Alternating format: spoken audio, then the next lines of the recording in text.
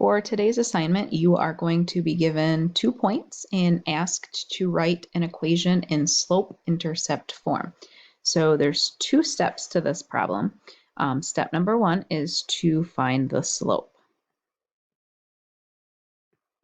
And remember, the equation is y2 minus y1 over x2 minus x1. So you have x1 and y1 and x2 and y2.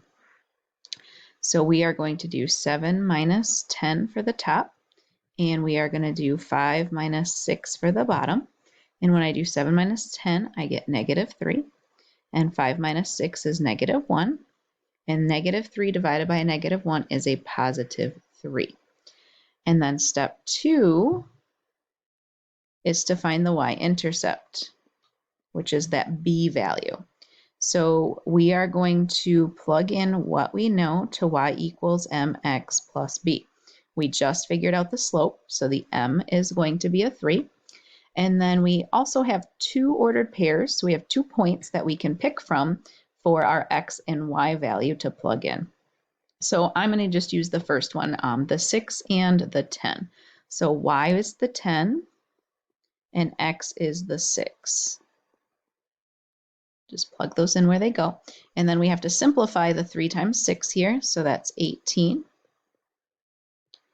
And then we have to solve for b, so that's a positive 18, so I'm going to minus 18 from both sides.